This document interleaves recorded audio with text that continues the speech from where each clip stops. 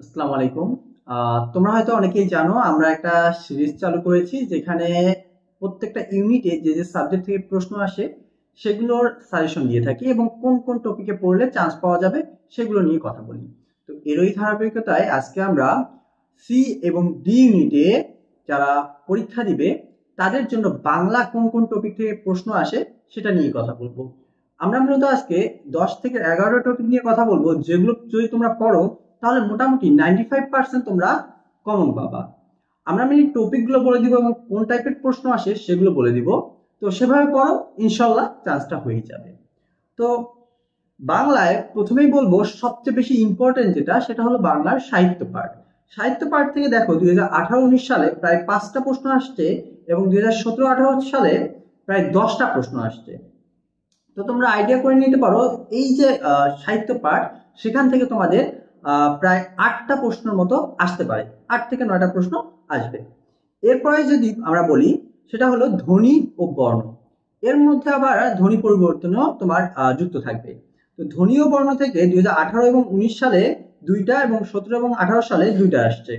এবং আমরা কিন্তু মাত্র 2 সালে অ্যানালাইসিস বলতেছি, কিন্তু ওভারঅল আমাদের সব সালেরই এইরকমই এসে যায়। হ্যাঁ, তো এই ধ্বনি এবং বর্ণ সম্পর্কে প্রায় 2টা প্রশ্ন আসার সম্ভাবনা রয়েছে।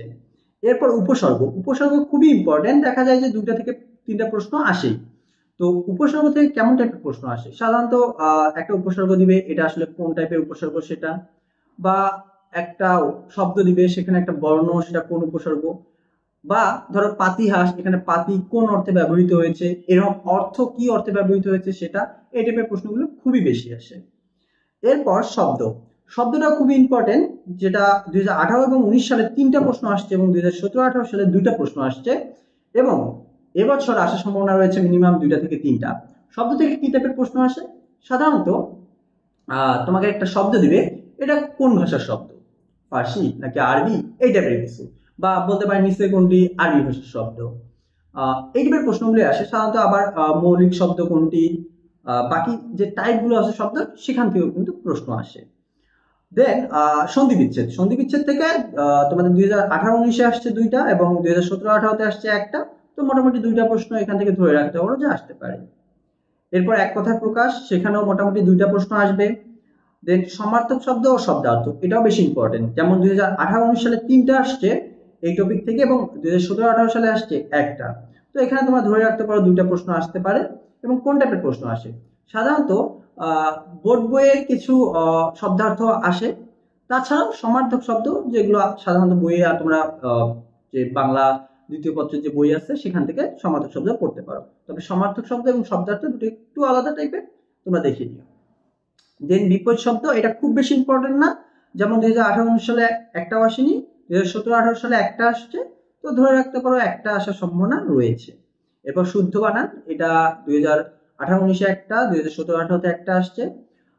তো এই বছরও মোটামুটি একটা আসার সম্ভাবনা রয়েছে। এরপর সমাস। সমাসটা ইম্পর্টেন্ট, মোটামুটি 2টা সমাস থেকে আসবে। এরপর বাংলা প্রথম পত্র। সাধারণত বাংলা প্রথম পত্র খুব বেশি প্রশ্ন আসে না।